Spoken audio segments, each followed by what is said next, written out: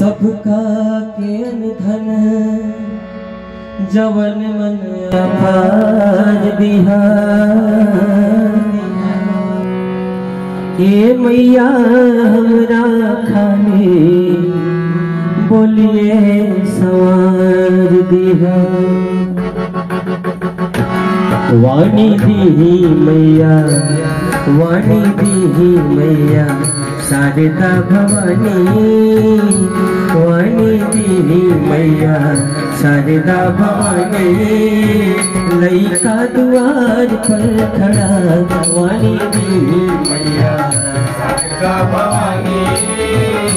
लइका द्वार पर खड़ा बीड़ा वादन है गुण खानी माई जग कल्याणी।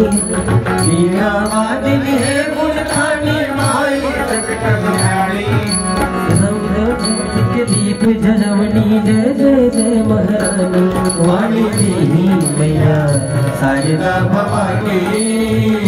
लइका द्वार पर खड़ा वाणी दी मैया शारदा भवानी। लइका द्वार पर खड़ा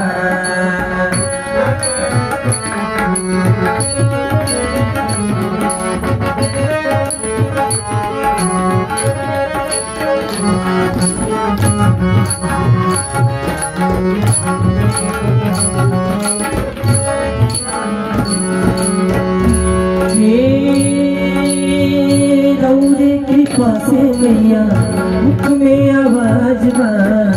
रौरे कृपा से मैया मुख में आवाज बा।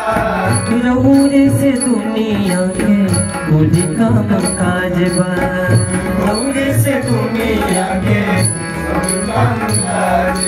हंस वाहिनी पुस्तक धारिणी जगो पर पूतानी। हंस वाहिनी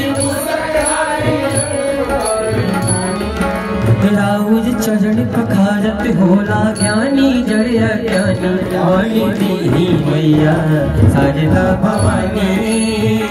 लइका द्वार पर खड़ा वाणी दी मैया शारदा भवानी। लइका द्वार पर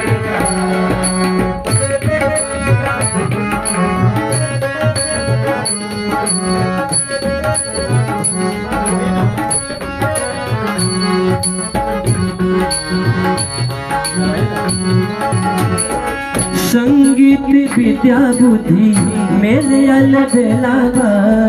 संगीत विद्या बुद्धि मेरे अलबेलावा। कितना बढ़िया पावन संजोग। संगीत की सेवा हम सब करते हैं और विद्या बुद्धि भी आपकी विद्या से आती है। कहते हैं बिना बुद्धि विखम विद्या विष के समान विद्या है। अगर आपकी बुद्धि नहीं है, वाह क्या बात है। संगीत विद्या बुद्धि मेरे अलबेलावा। संगीत विद्या बुद्धि मेरे अलबेलावा। पाँव बदला गौरी शरण में लावा। लागे गौरी शरण में। अरे शिव शंभु तोहरे गुण गावे हम कितना बखानी। शिव शंभु तोहरे गुण गावे सगरो ज्ञान के दीप जरवनी जय जय जय महारानी। वाणी दी मैया शारदा भवानी। लइका द्वार पर खड़ा वाणी दी मैया शारदा भवानी।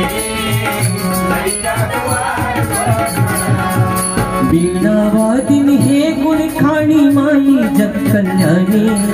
बीड़ा वादिन है गुण खानी सगरो ज्ञान के दीप जरवनी जय जय जय महारानी। वाणी दी मैया शारदा भवानी। लइका द्वार पर वाणी दी मैया शारदा भवानी। लइका द्वार पर वाणी दी मैया शारदा भवानी। लइका द्वार पर मैया शारदा भवानी। लइका द्वार पर खड़ा